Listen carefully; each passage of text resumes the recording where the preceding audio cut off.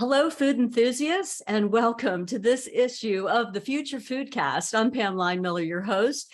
And as usual, we are interviewing thought leaders and forward thinkers in the food space. And we have a great one with us today. We have with us the CEO of Soylent, Demir Vangelov. Welcome to the podcast, Demir. Thank you for having me. Great to be here. Yeah, we're so excited to hear all about Soylent. And I have to admit that I was unfamiliar with Soylent before researching for this podcast. So please tell us just a little bit about the company and where you are in the life of Soylent. For sure. Soylent started in 2013, and we think we're the original food tech company. We started producing powder, which provided complete nutrition to, I would say, more of a technology enthusiasts and people who are interested in food technology. And since then, we have evolved to really produce beverages, bars, in addition to powders. And as of today, I think we are the largest independent meal replacement beverage out there. We're also one of the largest plant-based protein shakes as well in the United States. Wow, that's saying quite a bit. And I miss the technology piece because we love technology here at the Future Foodcast. And I would love to know how you're classifying yourself as a technology company. Let us know why you say that, because you have some specialized processes that you go through. Absolutely. Making complete nutrition is not easy, and making a healthy complete nutrition is even harder. And then if you take that concept and try to put it into a shelf-stable bottle as a beverage, that is even more complicated. So for us, the way we think of ourselves is we use technology not only to design the product and create it, but we also use pretty advanced technology to be able to create great taste in a shelf-stable format. Yeah, taste is really important. We consumers are pretty finicky, and a lot of times when you talk about a really nutritious product, a lot of people think, oh, that can't taste good. So how do you address that? How do you achieve the good taste piece of that? Yeah, it's a great question. I mean, I've been in the plant-based industry for a long period of time, and I think over the years, technology has improved. And over the years, we have been able to work on different ways to create flavor systems that are on par, or in our case, our consumers tell us are better than milk and sugar. And that takes time and effort. I would say 6-7 years ago, it was hard to really work with protein-heavy beverages and make them taste good. And so some consumers have some notion of, hey, if it's good for you, maybe it doesn't taste as great. And over the years, we've been continuously improving our product. And our latest iteration, which was 2 years ago, we actually completely revamped our products. And as part of that, we lowered the sugar, we improved the taste, and we actually improved the digestibility and the sugar characteristics of the product. So it's a constant improvement project, and you're just never there. But we feel pretty good that we don't look ourselves as an alternative to, say, an animal-based protein beverage, but we're looking at it as it's just a different product that has different ingredients that gets to the same place. Right. And the nutrition, like you were saying, that is really your focus. You are trying to get the most nutrition with good taste out there. But I think you told me you have a lot of your loyal clients that like that original flavor without any kind of additional flavors in it, just like, I guess, the base flavor is what I want to say. That's correct. That's correct. And I think we serve a variety of consumer needs. One of the needs that we serve well is we don't add anything in our product that is not necessary to be there. And sometimes people prefer flavors, but for some people, flavor is actually hard to digest, hard to think through, or hard to even take. So what we do is we essentially offer your good plain oat soy protein flavor that people like, and they don't feel like the product is actually disagreeing with them by adding a flavor or chocolate or something else, which sometimes for consumers could be a challenge. Right. Well, because you do have a section of your market that is that specialized, I would say maybe that customer who does have some medical issues or some digestive issues, and they don't want those, even the flavor ingredient, even though it might come from a natural source. source. They really want to stay as pure as possible, right? Absolutely, Pam. And so what happens is there is a big portion of the population that struggles with all kinds of digestive issues. Some of them are just how we consume food. So some people cannot chew food. Some people cannot eat green leafy vegetables. Some people have actual digestive issues where many foods disagree with them or many ingredients disagree with them. So for us, we have designed a product which has everything that your body needs, but it's in a package and is designed in a way that it's actually not offensive to your stomach, or it's easier to digest and work through. And one of the biggest examples is, for example, we have one of the lowest glycemic indexes of any beverage out there. We are actually even lower than some diabetic beverages. And what that does is it doesn't spike your sugar in your blood after you eat Soylent. And it happens with every food. Your sugar spikes a little bit, but especially for diabetics or people who have some kind of glucose issue, it's very important to maintain that steady state. And we've designed a product that actually does not spike your sugar. And it provides you with like consistent kind of energy level over a period of time without any kind of stress on your body. So that would be one example where we serve a community of folks that are not good at dealing with high sugar intake. And unfortunately, in many products, including plant-based products, sugar is what makes it taste good. So we've been able to provide the sweetness and we've been able to provide a good taste without all the downsides. Well, and that's an amazing accomplishment. You know, consumer trends, even consumers that don't have particular issues where they're having to avoid certain things, or maybe they've got sugar issues in their body, like you mentioned, diabetics and other people that want to watch their glucose. Some of us just want that clean label. We want to know that there's not anything in there that doesn't have to be in there, and it's still good for us, and it still tastes good, and it's not going to impact our blood sugar like a lot of other choices that we could make in this same category do. I mean, you have some trends out there that you're really matching right now, even us normal people, I'll say normal, without an overriding reason. That's right. To have to buy your product. And that's where it gets hard. It is very hard to make a good tasting beverage, which is good for you. Yeah. It is also very hard to convince folks to stick with a certain diet or a certain regimen or something. And I think that's where in the United States, we do have an epidemic of obesity. We have something like 40% of US adults are obese. And there are a couple of things that contribute to that. One of them is just bad nutrition. In the United States, we don't have issues with access to calories, but we do have issues with access to good, healthy nutrition. In the rest of the world, people have trouble accessing calories as well as nutrition. But in the United States, what we're finding is that it's easy to find cheap food, which is 95% empty calories, which in the longer term is just not good for your body. The other thing that we're discovering is that even when people want to seek out good nutrition or healthy nutrition, they experience what we call these food voids or food deserts, where they have to drive for miles and miles to get to, say, a grocery store that has clean and good nutrition or vegetables or things that are good for you. And in many cases, many folks, number one, don't have the time because they're working 1 or 2 or 3 jobs, or they don't have the ways of getting to those places where they can find good nutrition. So they default to fast food, to junk food, to just bad things and bad choices, not because sometimes even they're choosing it, but just where they live or how they live or the pressures of just daily life are preventing them from accessing that. So that's where we try to play our role. And we're trying to show one of the ways how nutrition can be brought to people who otherwise don't have access to it, because we're shelf stable, we are good for you, it's easy to get to, and we try to maintain a very competitive price, right? So we always try to squish the price as low as we can to be able to bring that affordability and good nutrition to folks that otherwise cannot get it. Yeah, and I know that's one of the missions of your company, is that make it available not just to a select few who might be able to afford it, who live in centers of population where the availability is higher. To that point, you've been able to, I know the availability of things and getting product out to people is a real challenge with what's happening these days with the supply chain and the pandemic. Maybe we can talk about a couple of those issues and how Soylent has navigated that landscape, Demir. It's been very challenging. I think all companies have struggled, and I think there's two main issues. I think some companies have been hamstrung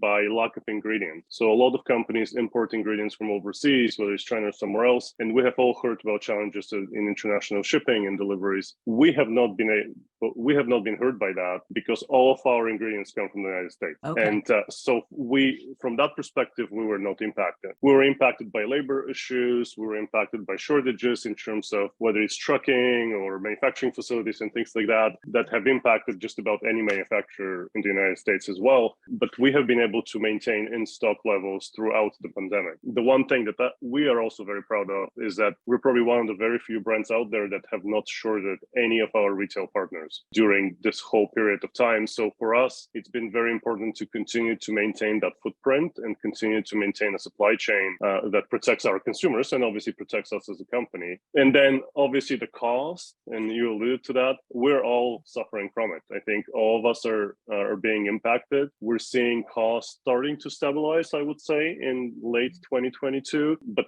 it's stabilizing at a much higher level than it used to be. So for us, it's been a very challenging time where we have not yet raised our prices in retail. Wow. So we've been able to maintain to a large degree the same cost because we're trying to really optimize our back-end supply chain and our back-end processes to be able to maintain that low price at shelf. Okay. Well, that's quite an achievement to be able to, number one, I heard you say a couple things. You haven't shorted any orders for your retail partners. And I think that's a really big deal because that has been a challenge. Any of us will attest to the fact that when we go to purchase things, sometimes the shelves are empty and, it's a problem of the shipment didn't come in or they can't fulfill the order, whatever it might be. But you did very well during the pandemic with the online piece of it, right? And that's right. Yes. Yeah. And I think that helps. Yeah. Yeah. Well, it does because you've got that loyal customer base, right? That's used to doing that online ordering. And now you're looking to expand more into retail.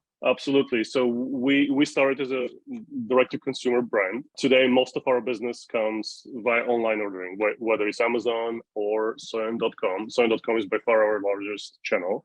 And we're finding that consumers like to stick with us. We have more than 75% of our revenue comes on subscription, and consumers are loyal. They like what they're getting. We've been able to establish a supply chain that's very reliable, right? So every month or every 15 days, you get your Soylent and you don't have to think about it. You don't have to worry about it. We have also been able to maintain free shipping after a certain amount. So we've been able to do that, and consumers like that. And I think one thing about nutrition is this constant repeatability of the experience, right? And people who maintain healthy weight and healthy just body overall, what they do is they do it not because they go on a diet and then they improve something and they go off it. They maintain that healthy weight and then healthy body because they're consistent in their nutrition, and their nutrition is good. And that's the way to go about it, in our opinion. Well, I think going back to that earlier conversation about the reasons why consumer might choose your product in the first place, and we're talking about lifestyle, maybe they want to consume things that are better for them nutritionally and replace some of those empty calories. Maybe they're trying to work out a little bit more. After the pandemic, a lot of people gained weight that they don't necessarily want, and it's not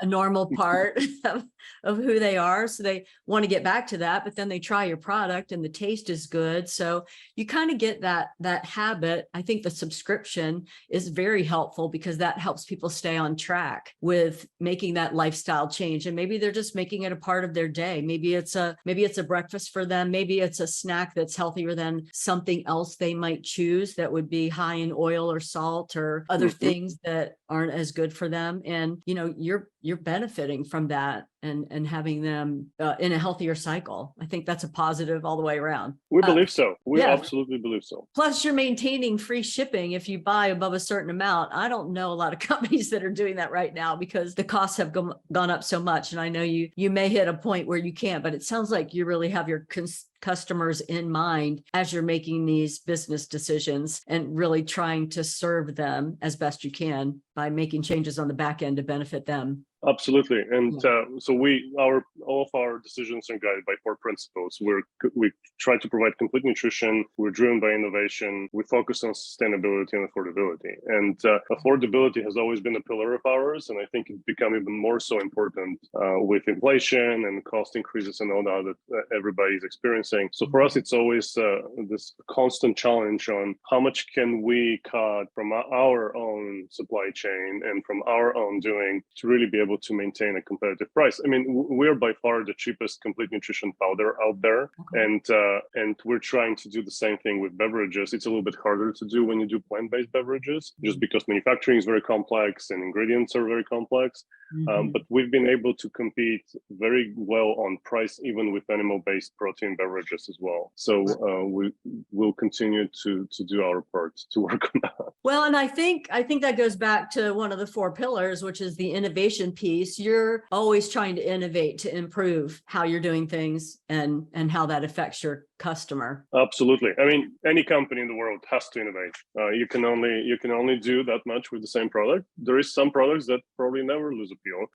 What we find is that with beverages, people do like variety and people do like different experiences. And one of the key for people to stick with good nutrition is variety. You can only drink that many vanilla shakes or that many chocolate shakes, right? And so for us, we're always trying new flavors. We try them sometimes as a limited time offer. So we just launched a gingerbread flavor, which is delicious. What the latest flavor was. Gingerbread sounds perfect for this time of year. Exactly. So we're going to launch that in the winter and see how people like it or not. We're also launched cafe latte. I think we're trying that category where people are combining caffeine and coffee experiences with a nutrition shake.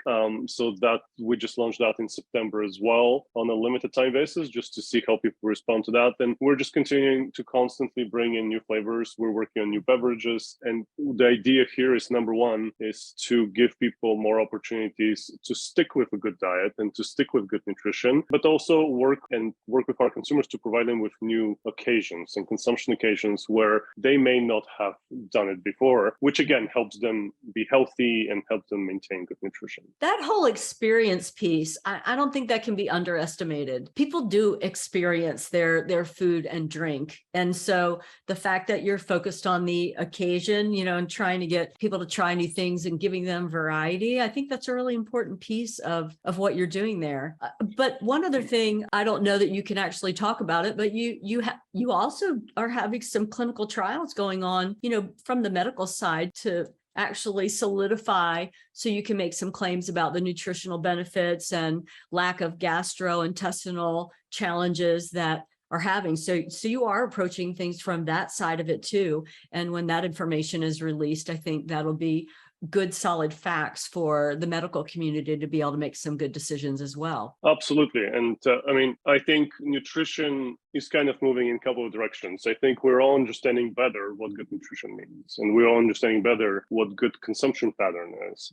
I think the next step that we're going to see is a trend on something like food is medicine, and how does food help you even overcome obstacles in your health, or even get away from disease because you can eat well or you can recover well. And there are some extreme examples where we have worked with UCLA. We're studying recovery in chemotherapy patients, and we're seeing very good results there. And we're hoping that something will be published. It's a peer-reviewed study. Will be published probably by the end of this year or very early next year, which is showing very promising results. And then the other thing that we're doing, and we actually believe as a company, is that one solution is not the solution for every consumer out there. And I think the people who have been able successfully to maintain healthy weight or healthy lifestyle are the ones that are smart about it, and the ones that incorporate a number of factors into their lifestyle to be healthy.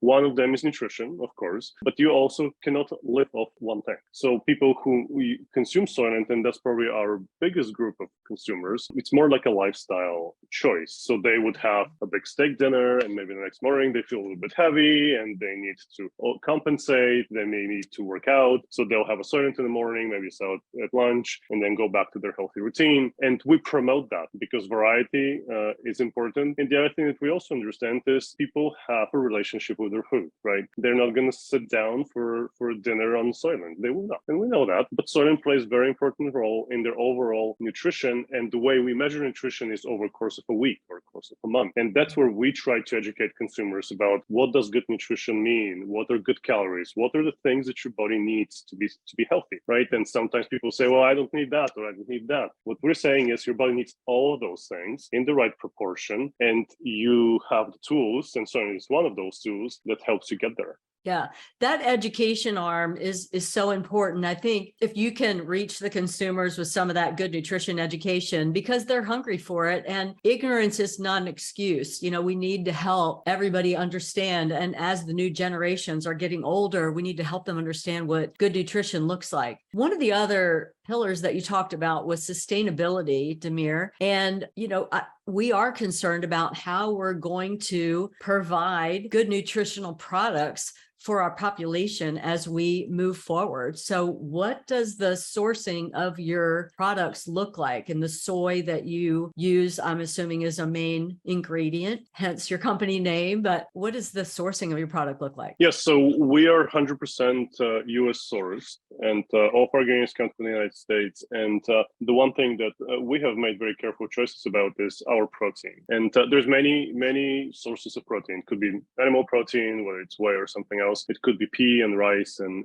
whatnot. The one thing that we always look for is, number one, is this protein complete, right? So animal protein is complete. It provides you all the amino acids in the right amounts for your body to recover and be healthy. Pea protein, for example, is not complete. It has a score of about 86 or so.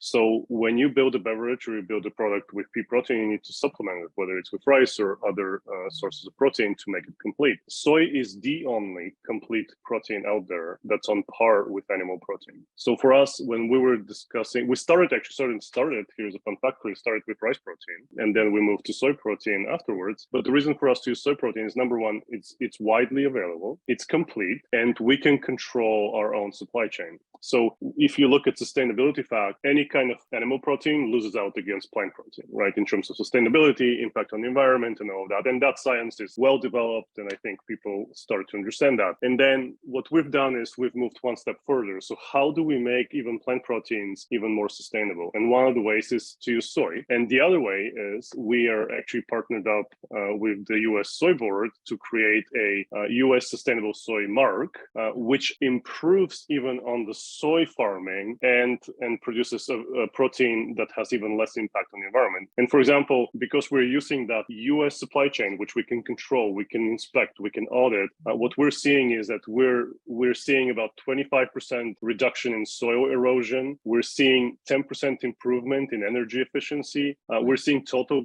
green gas emissions down by 10%. And we're also improving the impact on the land. As you know, every time you plant a crop, there's a huge amount of land erosion, which farmers always struggle with. Well, by using soy, it's actually a regenerative plant. So it actually helps with soil erosion and improves the soil for the next crop. So we have really doubled down on the impact, not only by being a plant-based company, but we want to take that even further and have even bigger impact from the types of soy that we use and how we can control that. Thanks for that explanation, because I think our listeners probably just learned a lot about the sourcing of soy and different types, protein sources, and the complete versus not. I wasn't aware that soy was the only complete non-animal protein. That's an important fact, I think, as people are looking at how they want to supplement their nutrition and their current diets and make changes moving forward. So thanks for bringing that forward. Wow, Yep. we have covered